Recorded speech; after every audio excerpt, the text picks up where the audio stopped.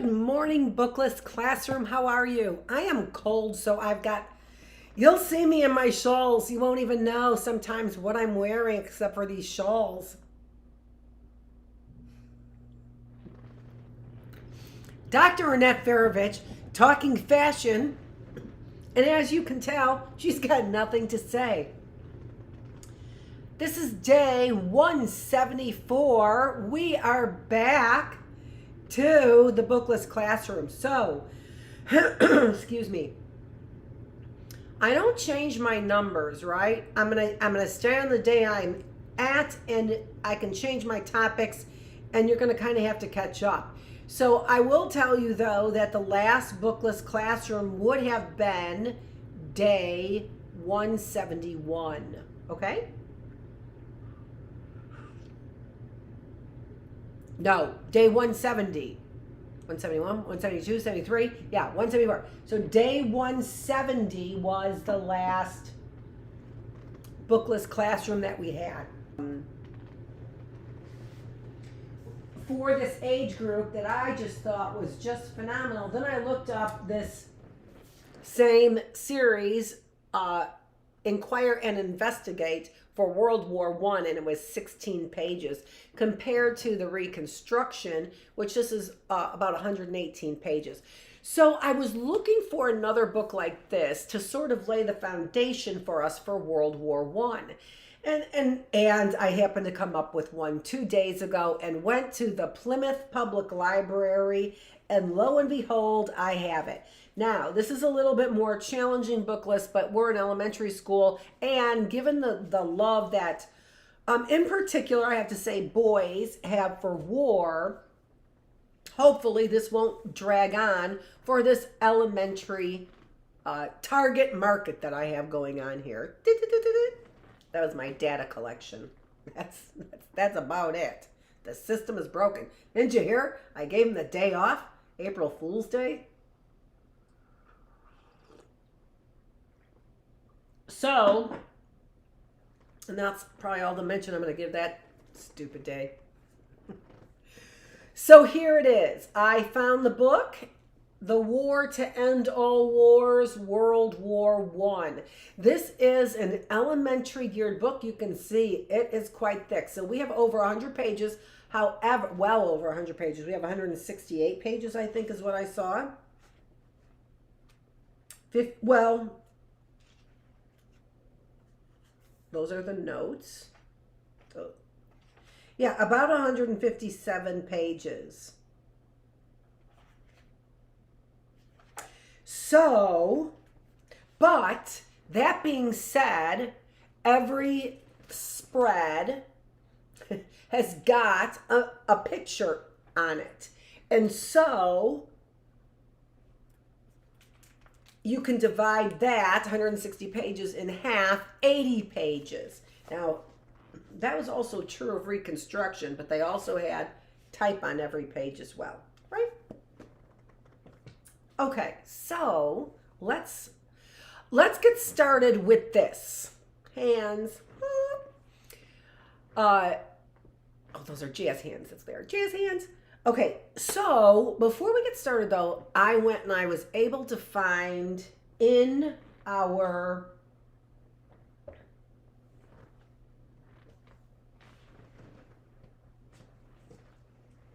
I wish I would have looked up to see which one I talked about this.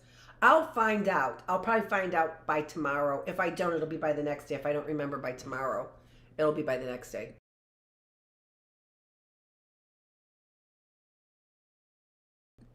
What lesson I had for the kinds of government. So I saw that what I was doing is I was remembering that we talked about in my government class, which was a long time ago, about the kinds of government.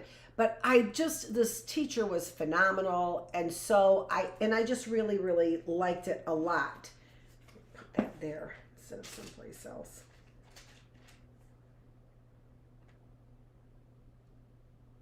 I'm just looking at what I bought. Sorry, that is kind of, that's not even an ADHD thing. That's what they just, that's what that donkey has to carry on its back all the time, the ADHD back. Just because you stop and look at a receipt doesn't mean you have ADHD. I think that's common sense sometimes, right? You don't know why that person might want to see a receipt. And for me, it is kind of nonsense. I like to see what I bought. I think it's kind of funny. Especially when it comes from the consignment shop. That's what this is. That's why I like to see what I bought. Not if it's Kroger. So I happen to go back and find which is just wonderful about Snagit. I love Snagit. It's a program that snags things for me and keeps the Snagit picture forever, even if you don't. It just keeps the Snagit picture forever. I have to go to the backup to find this class. The Snagit picture is still there. Oh, I just love it. Anyway, this is from our volume library, and I do know that I have the reference here, right there. The reference should be up there, if I'm not mistaken. Yeah. So, if I'm not mistaken. So from there, I ended up picking up on this side, you'll see that green square, which talks about kinds of government. Well, I just find that to be this particular chart to be a little bit advanced for me. And I just feel I could get it, but I didn't want to present it like this because I didn't want to have to explain everything on that graph so that you understood it. Instead, what I did was I created my own graph that I felt like you would understand better. And that is not right there. Hold on.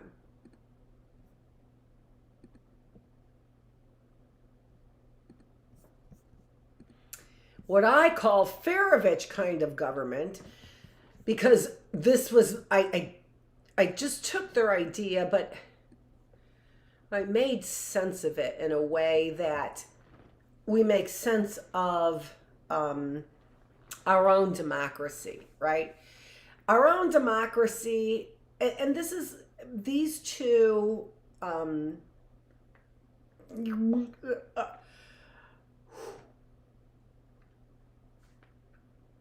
continuums, that's the word. These two lines here, these two are continuums, which means you go from greater or lesser, which means you go from one vote, it might be a few votes, it might be a republic representative votes, right? Or it might be a democracy, everybody votes, okay?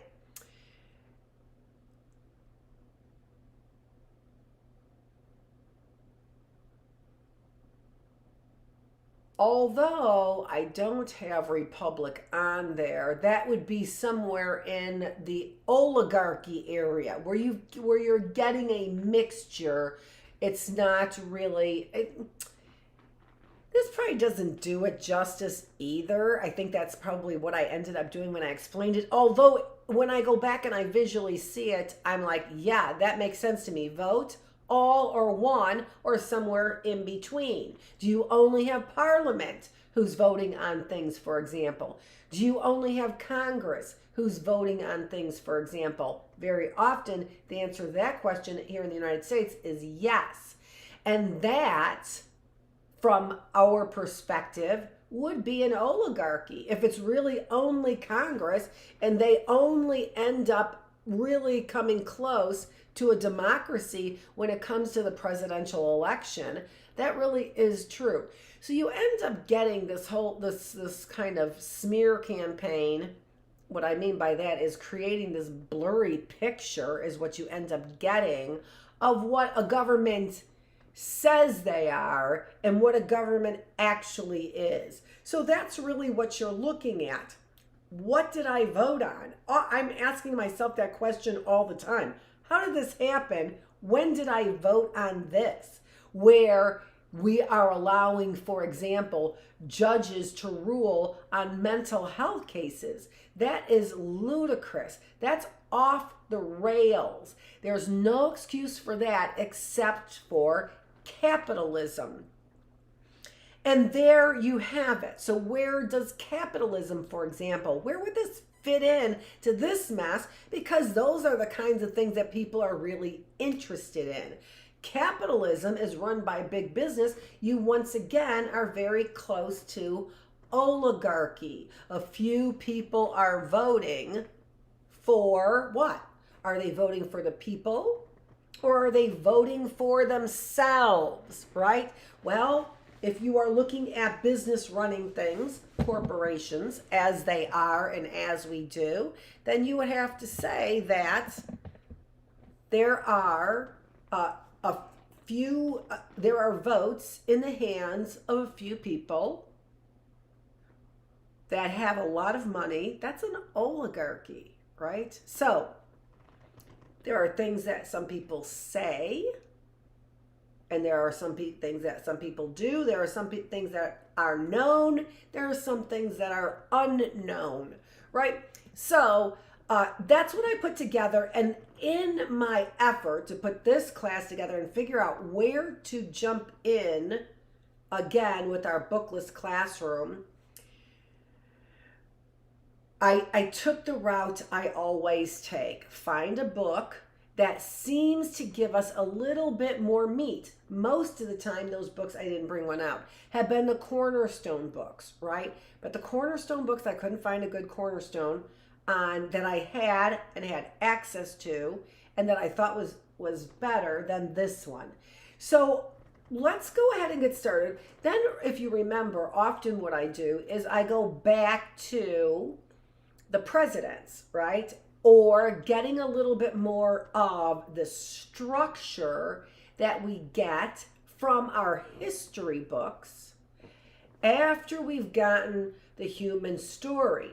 So remember, I think I started saying this in early birds and didn't finish the thought, and I hope that I do. Yes. So what we are trying to do is we're just trying to really figure out what to delve into. So we're going to take World War I and we're going to figure out from this elementary school book what might be a good thing to delve into. Okay?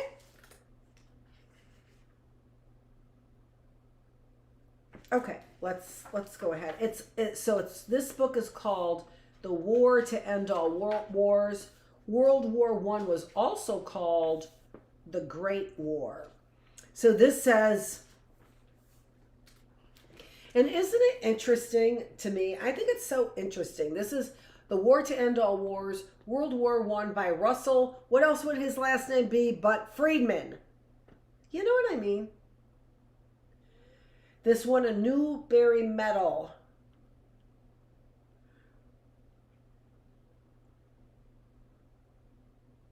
Oh, he was a winner of a Newbery Medal. So those are for young kids' books. Not this book. In memory of my father, Louis Nathan Friedman, who served with the U.S. 7th Infantry Division in Alsace-Lorraine, France, 1918.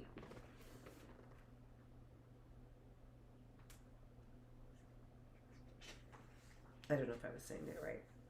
There were great numbers of young men who had never been in a war and were consequently far from unwilling to join in this one. Thucydides, 5th century BC. 5th century BC. Right before Christ. Interesting. Interesting landmark of time there. Okay, so here, look at, it's a chapter book, Bookless Classroom. Remember, Bookless Classroom, why? Not because we don't have any books, duh, we're not stupid. It's because I provide the books. Or, in this case, Plymouth Public Library in Plymouth, Michigan. Thank you. The Great War, Murder in Sarajevo, Armed to the Teeth. To Berlin, to Paris. Chapter 4, The Most Terrible August in the History of the World. That's actually why I picked up this book. It said to me when I looked at the chapters that this book is going to give us some meat and potatoes about the war. A few battles, some interesting real life relationships, associations we would end up making, right? Real life associations we could make because it seems like a real story to us. Chapter 5, Stalemate. Chapter 6, The Technology of Death and Destruction. Chapter 7, Life and Death in the Trenches. That was another thing I learned, and it was really hard for me to figure out how to bring this important point about when there was just as much information about the trenches as there was in elementary level reading as there was about World War I. So it became apparent to me that the trenches were an important part of World War I. So I looked into that, and that also kind of gave me pause to figure out, where do I really want to start with this? And again, by the grace of God, as I always say, or by Allah or Yahweh, how you would like to say that. It's so interesting to me, right? You could probably say Jah, because that was another name for God, or Ra was another name for God. Fa la la. No, don't do that. The termites, the Edomites, Ammonites. I know the jokes. I've heard them. Not all of them. I hope not all of them. Number 7, Life and Death in the Trenches. I said that. Number 8, Over the Top. Number 9, The Battle of Verdun. Number 10, The Battle of the Somme. Number 11, The War at Sea. So that will be interesting, won't it? I couldn't imagine being stuck on a boat at war that was being rocked by bombs all the time. Could you imagine? No. Mutiny, Revolution, and the Collapse of Armies. Lafayette. We Are Here. America Joins the Fight. The Last Offensive and the Collapse of Empires. Chapter 14 and Chapter 15. Losing the Peace. That's a sad note, being that's the last chapter. Okay, let's go. So this is sort of our preface. It's not chapter 1, it's sort of our preface. This is called The Great War. Those who lived through World War I called it the Great War because of its massive scale. Some 24 countries joined the conflict, which swept across continents and killed perhaps 20 million people. This was the first full-scale war in which modern weapons inflicted mass slaughter. Long-range artillery, rapid-fire machine guns, poison gas, flamethrowers, tanks, and airplanes that bombed and strafed, I think that's the word, introduced new kinds of terror and record levels of suffering and death. It was the bloodiest conflict the world had ever seen. The survivors sought comfort in the belief that this terrible war surely would be the last. By the time the exhausted combatants finally laid down their arms, the Great War was also known as the war to end all wars. Of course, it wasn't known as World War I until outbreak of a Second World War in 1939. So clearly the peace did not last. Mighty empires collapsed as a result of the fighting. New nations came into being, and the war's aftershocks are still being felt today. The Russian Revolution, the rise of Hitler, America's emergence as a world power, the Second World War, the continuing turmoil in the Middle East, all have their roots in the First World War. More than that, this war changed forever the way wars are fought. and the way people think about the use of military power. World War One. I'm just going to stop for a minute just to think about that.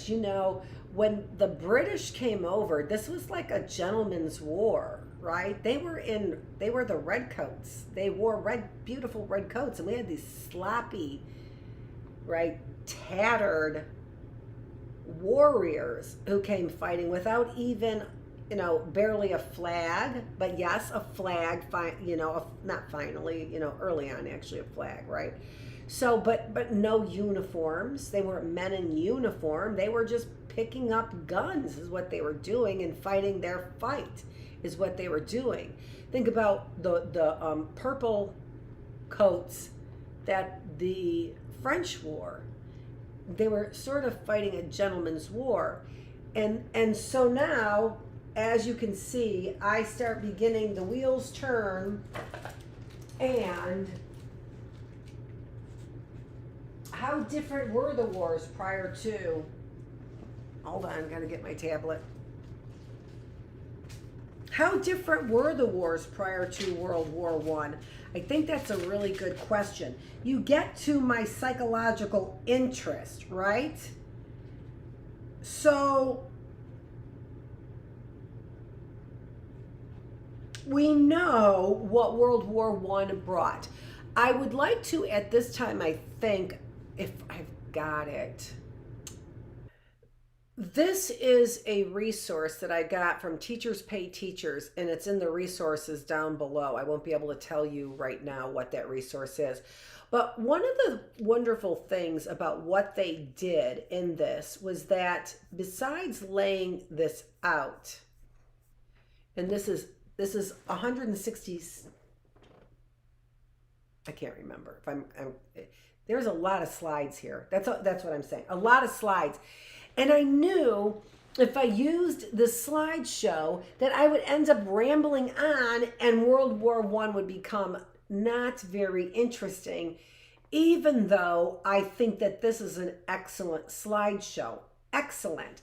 So I'm going to decide, I want to give credit where credit is due. This helped me get a great idea and then springboard into this other war. But as I was writing down how do wars differ before World War One, the reason why is because of what we just read in this war. It was so deadly. And what I just said, were they gentlemen's wars? And did we really introduce with our warfare what could be interpreted as guerrilla warfare? We were the downtrodden. We were down and out, the people who fought the wars, right? We were the underdog. We were consistently the underdog until what they just said, until we watch as America emerges as a superpower. And how did that happen, right? Well, what happened is illuminated in this Teachers Pay Teachers World War One slideshow, where they present 4 reasons for World War One. So these are things I thought maybe you might want to look for as we were reading this book. I'm so happy that, never mind, it's going well. That's all I'm saying. It's not all I'm saying. I'm saying a lot more. So when we look at, so what they presented, when we look at this Teachers Pay Teachers, which again is, I have the reference, not in the description, although I'll get it in the description someday, hopefully soon. It is on my slide. You're like, on your slide, we have to see the slide, Dr. Feravich. Got it. Right there. So in this Teachers Pay Teachers, there's the Bookless Classroom. This one should be listed there. It's, yeah, I'll work on that for sure. Because this is pretty valuable as I stumble through it. 4 main reasons that they lay out. And this is why I thought I might just kind of jabber on as I'm doing right now, but hopefully not so much. 4 main reasons, and you have to always keep drawing your attention to, this is still the first reason, this is still the first reason, and they're filling in detail. It just gets, it gets to me for a little bit of an older crowd is what it does. What were those 4 reasons? Number 1, allies. So look for that. The alliances that were being built. This is a war like no previous war. Why? Why did it become so disruptive? In part because there were alliances being built between countries, and we never had this kind of I have your back if you have my back kind of thing. Okay? So a really great question. Isn't that great? So here we've got some alliances that we're building up, okay? So that was the first cause. The second cause that you should be looking for is imperialism. So this idea of that my way or the highway, and it is because I have reign, right? I have not, and not this kind of reign. I have REIGN kind of reign, right? Imperialism was the second thing that made this war different than previous wars. So I'm interested in seeing really how that develops. This is the third cause for World War I. And so we have allies, we have our alliances, we have imperialism. The third one is militarism. And this is why might proves right in the United States of America. What were they doing behind closed doors? They were getting their military built. So why didn't they get on the scene so quickly? Because they were still building these machines, right? And they were using German ingenuity to build these machines with the overall goal of nationalism. Problem number 4. With the overall, and nationalism really is wiping out other nations. Now you might have thought that made it, that that it could make a difference if you did it in a gentlemanly kind of way, right? If we came here and we did it patronizingly, right? We've got you. We've got you. We've got this. Which then led to the annihilation of, in our country, the Native Americans. So look for those 4 things going backwards. Nationalism, and then militarism, right? And before that, imperialism. And before that, alliances. All right, so we're going to look for those 4 things as we continue reading. Those were great things for us to set our minds on from Teachers Pay Teachers. Thanks so much. Okay, let's continue on.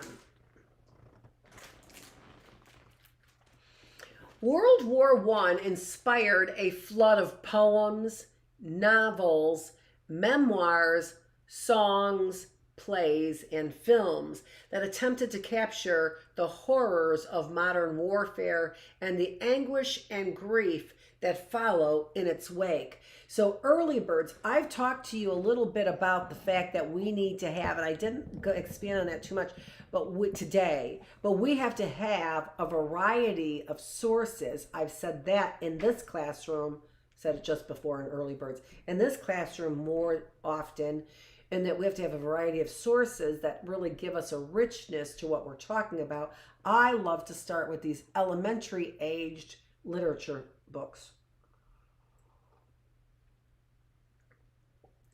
It dummies it down for me. How about it? David Lloyd George, a future Prime Minister of Great Britain, said at the time that if the war could just once be described in honest and accurate language, people everywhere would demand that the fighting be stopped. This is Canadian stretcher bearers bring in a wounded soldier. That's a pretty amazing picture. And by the way, these are miniature pools of those trenches that are filled with diseases. We talked about miniature pools of the ocean in our early bird class.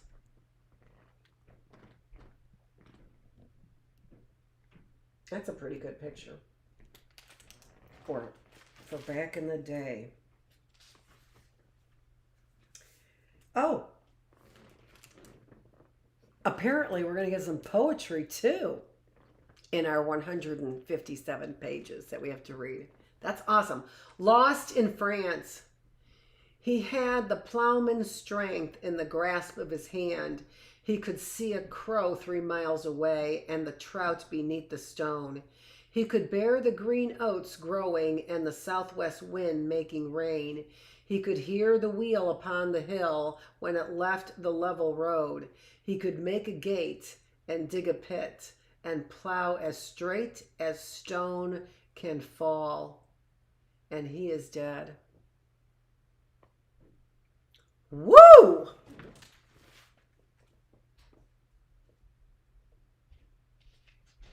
Ernest Rhys, 1924.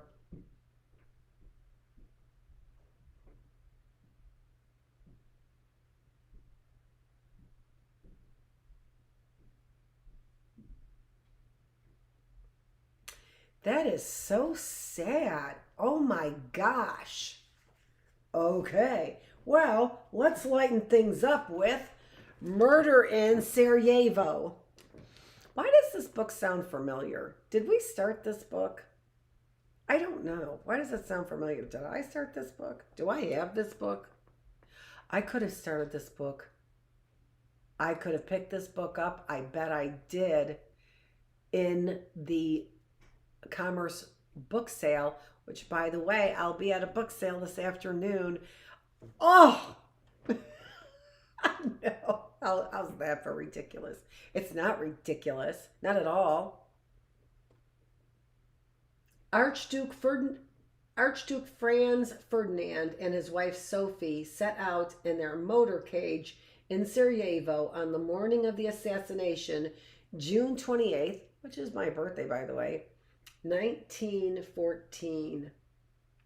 So there we've got the beginnings of World War I. How about that for an amazing picture? Is that real?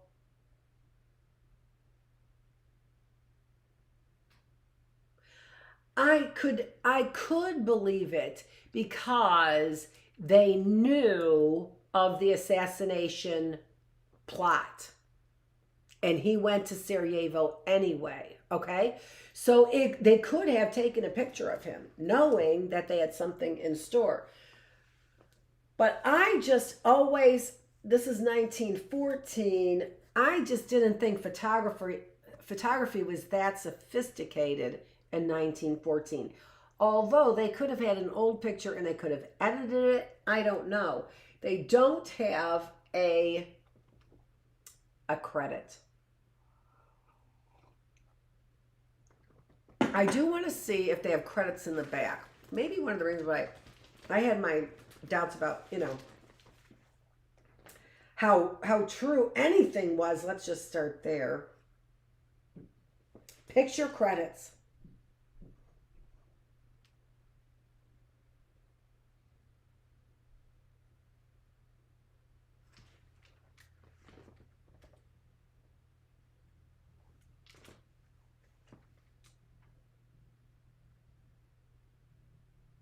This doesn't have a credit.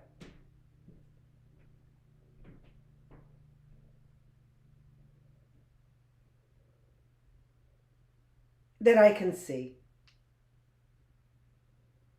But they do a pretty good job of giving them credit. Sorry. So right here, they do a pretty good job of giving the photos the credit that they deserve. You can see most of them come from used with permission of the trustees of the Imperial War Museum. But there are two pictures here in the prior pages, that one and from the Great War, the wounded. So I don't know which one is being credited. Okay, let's get going. It was a perfect day for a parade. Crowds lined the parade route, waiting. Oh, and by the way, if this isn't eerily like the Kennedy assassination, I don't know what is. It was a perfect day for a parade. Crowds lined the parade route, waiting to catch a glimpse of Archduke Franz Ferdinand, heir to the imperial throne of Austria-Hungary, seat of the 1,000-year-old Habsburg Empire. So you're talking about some pretty rich people. We're talking about, as we looked into our kinds of government, you're talking about a monarchy where basically they can have kings ruling and saying everything. So this is one of the reasons why we have seen conquering of lands. I'm a king and I'm a ruler, then I need to rule the lands. Who is it to speak out against the king, even if you're from a different land? Kind of sounds like no, actually the Pope doesn't say, who are you to speak out against me? I don't believe the Pope talks like that, although I haven't heard him speak. I've read. Smiling expansively and nodding to the crowd, the Archduke was riding in an open car through the streets of Sarajevo on the fateful Sunday morning of June 28, 1914. Sophie, his wife, sat beside him wearing a broad-brimmed hat to shield her cheerful, plump face from the summer sun. Well, that looks like it. Franz Ferdinand had brushed aside warnings that his visit was unwelcome and that his presence in Sarajevo might in fact be dangerous. Sarajevo was the capital of Bosnia, a rebellious province recently annexed by Austria-Hungary, usually referred to simply as Austria. So, what does annex mean? Annex means, you're mine. That's what it means. They come in, they plot off what that land is, they annex it, and they say, you're mine. It's what cities have done in certain states if they've been allowed to annex. For example, Houston, Dallas, places in Texas are allowed to annex if they think, for example, hey, looking good over there, making money over there, I think I want you to be part of my tax base. I'm going to take you, and now you are part of Houston. And the benefits of being part of Houston include, doot, doot, doot, doot, doot. Hey, we're Houston. We put money in Houston. We have big Houston hats. We have a hat named after us. Yeah, it was us first, then the hat. Something like that, right? Let me also say that what I know from my government class is that Detroit was not allowed to annex. It's one of the reasons why it stayed that core city. All the money left it, and they were not allowed to annex. Interesting. Look at how much knowledge she has. Because I'm old. Go back to early birds. That's the only reason why I'm saying that. It took a lot of knowledge to put together a podcast with all these videos teaching you all these wonderful things. Franz Ferdinand had brushed aside warnings that his visit was unwelcome and that his presence in Sarajevo might in fact be dangerous. Sarajevo was the capital of Bosnia. So they are going to this place, Bosnia, which was annexed, which was taken over by Austria. Well, you can't have too many people who are too happy there, especially when you're considering the idea of having a monarchy over people who are from Sarajevo, from Bosnia. Oh no, who have been ruling themselves with their own religion And then all of a sudden you've got this Christian monarchy that's annexing you. You might see where there would be turmoil. What happened? Canada annexed Michigan? Because we weren't using the resources right. Didn't I say that once before? Wasn't that a theory once before? Of mine? I'm wondering the politics here in Michigan because they're crazy.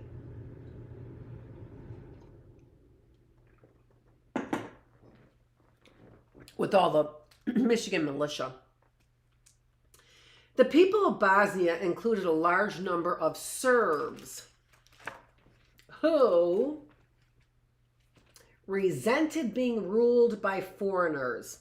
They wanted to free Bosnia from Austrian domination and make the province part of their independent kingdom of Serbia, their own national state. So now we're mentioning nationalism.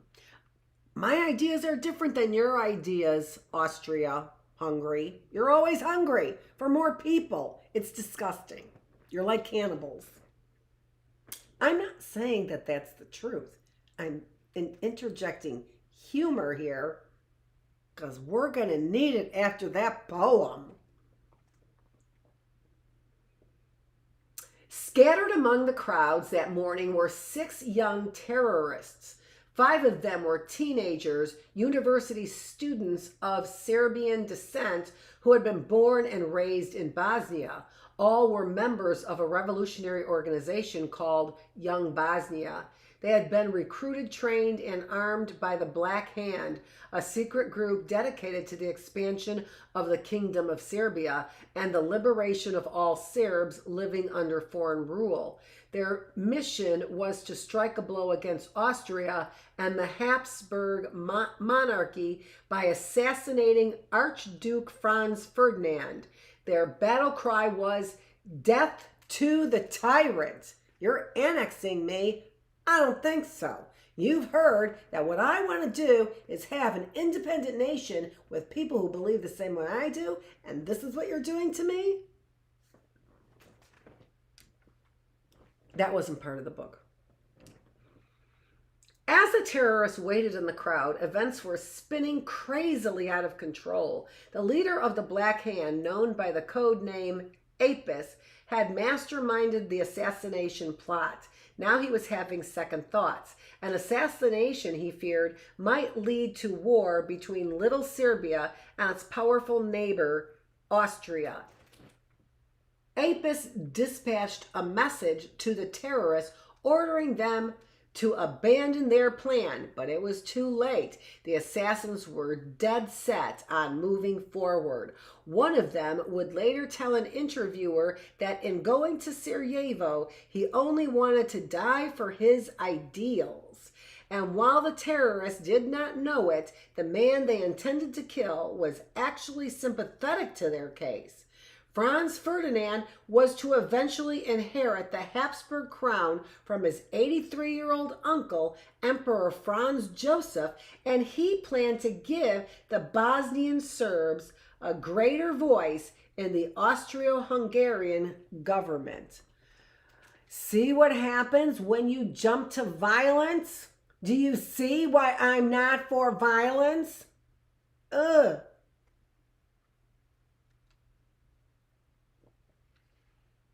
As the Imperial motorcade drove toward Sarajevo City Hall, one of the terrorists hurled a small bomb at Franz Ferdinand's passing car.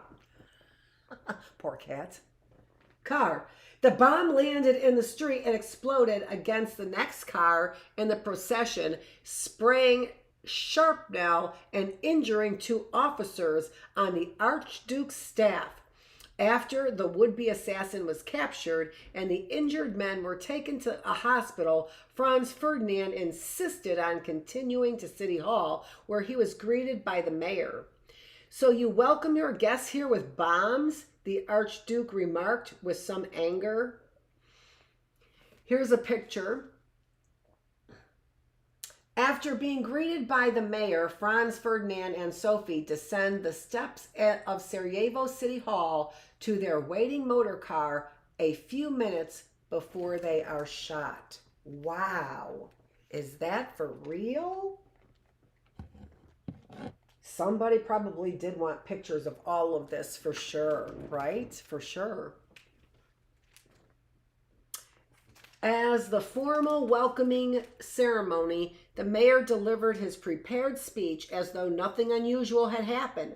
Franz Ferdinand then asked to be driven to the hospital so he could visit the two wounded officers. Very nice. He wanted his wife to stay safely behind, but Sophie insisted on accompanying him. The governor of Bosnia had assured the royal couple that the police were fully in control. As usual. Wah. Just saying, Mike Bouchard.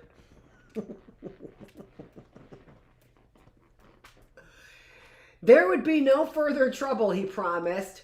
The terrorists would not dare to strike twice in one day. And so the imperial motorcade set forth again. On the way to the hospital, the Archduke's driver took a wrong turn. Realizing his mistake, he stopped the car, shifted gears, and prepared to turn around.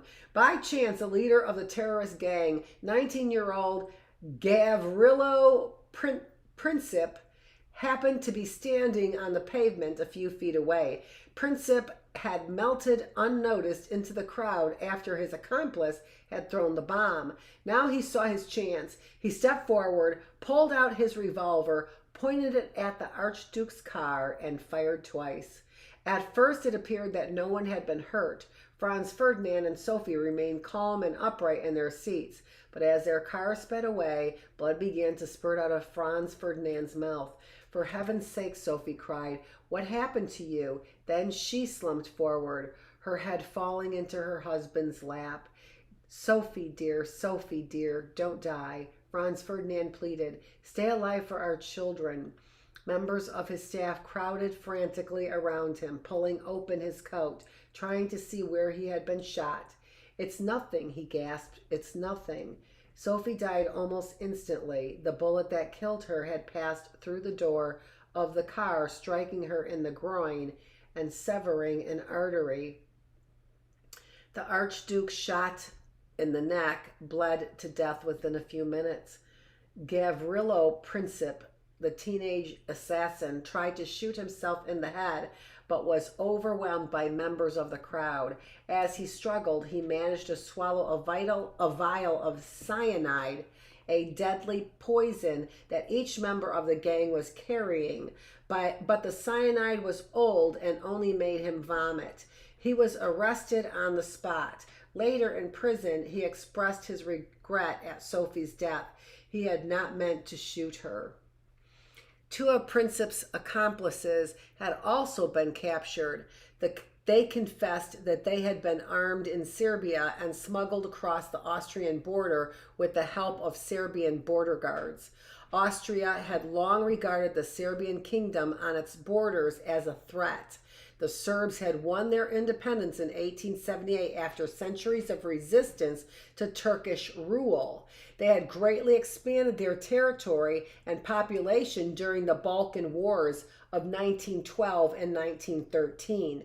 The Serbian government was dedicated to the idea of a greater Serbia and to the liberation of all Serbs living under foreign rule. So here we have the assassination at Wright is hauled away by police. The assassin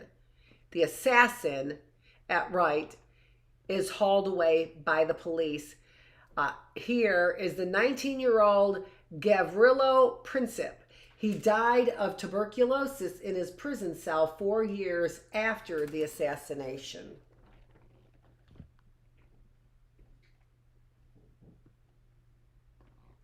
How is tuberculosis caused? We thought that was like dampness, mold? No? I don't know. I'm pretty sure it's a disease in the lungs, though. Yeah, because I looked up tuberculosis when COVID was hitting.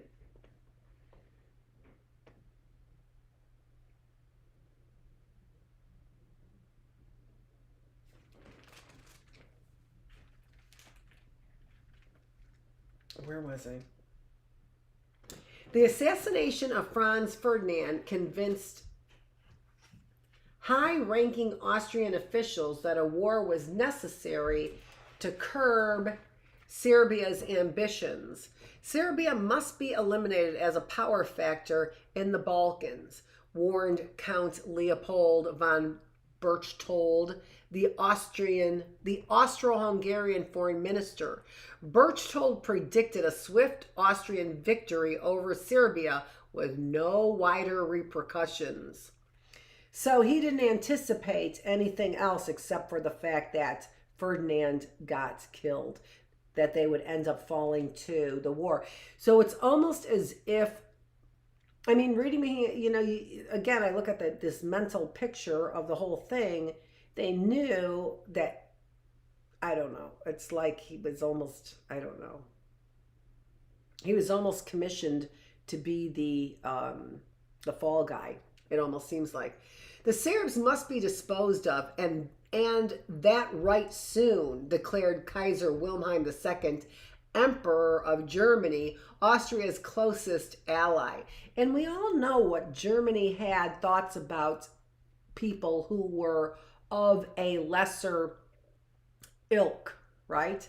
Less superior. This is when the eugenics movement is getting, which we've talked about considerably, is getting some real muster, right?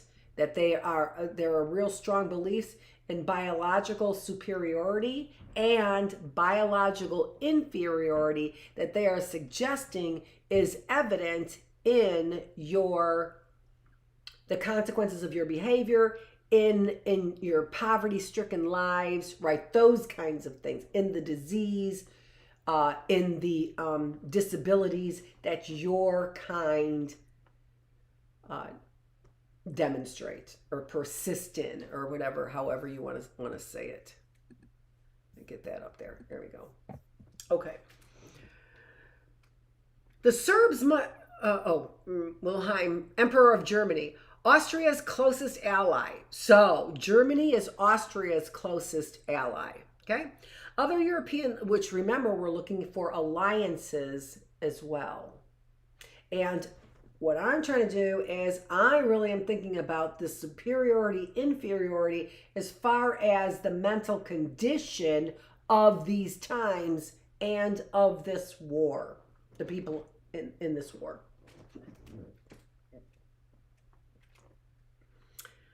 Other European leaders were not so sure. They feared that Austrian war against Serbia might set off a deadly chain reaction, pulling in other nations such as Serbia's ally, Russia.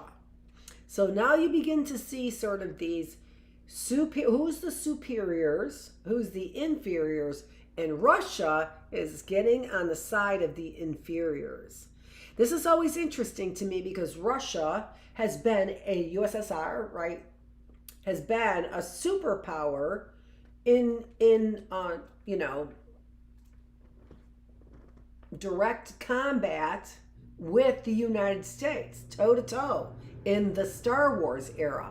So this is where we're starting to see the foundation of later Star Wars. The Cold War. These are wars that are more theoretical, right?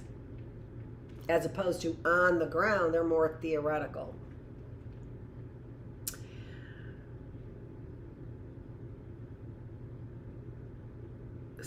Okay, such as Serbia's ally Russia. Europe's great powers, as they called themselves, considered their options and began to eye one another warily. Several crises in the recent past had resolved peacefully by diplomacy, so a gentleman's war. A peaceful resolution was the hope of Sir Arthur Nicholson of the British Foreign Office. The tragedy which has just taken place in Sarajevo, he wrote, will not, I trust, lead to further complications. Head in sand. Chapter 2. Armed to the teeth. I think this is where we're going to pick up. We've been here an hour. We've got more to read from our new book, which is coming up. If you are interested and you are Catholic, it was one of my favorite books. It really actually brought me back to, it didn't bring me back to going to Catholic church, but I found a place in my heart for them. And that's, I found a place in my heart for them again after I had lost a place in my heart for them. And it was, I do believe it was a big part because of this book. I realized, and this is the sad truth of it, I realized from this book, Being Catholic Now, that not everybody disliked nuns the way that I did. And so it did find a new place in my heart for real church-going, moral Catholics. These aren't all moral Catholics. I'm just saying it found a place in my heart because it gave me a lot of different perspectives of Catholics who are like the tide, coming in and out of their own religion, right? So, Being Catholic Now, we are going to start that. I'm going to have to change my times. I do think I don't know. We'll see. I am consistently at an hour with Bookless Classroom, and I do really like this. This is Dr. Annette Feravich. I will be back here in about 15 with our new book, Being Catholic Now. What was the old book you just finished, Dr. Feravich? I happen to have a little short on it. So check out my YouTube shorts for a little summary on our ethics for the new millennium. That was the book we just finished. There's a playlist. I always have a playlist. I start a playlist. So there will be a playlist where I finished this book. We had a break and I had to have like 2 chapters left, and that was it. And now this is the book we are starting in 15. This is Dr. Annette Feravich. We are here in the classroom on day, let's get our right classroom up there. There's our reading room. Oh my gosh, I didn't change that. What? I didn't change that. We were here where we did a little introduction to World War I. What else? That's all I had. The War to End All Wars, Day 174 in the classroom. Thanks again for joining me.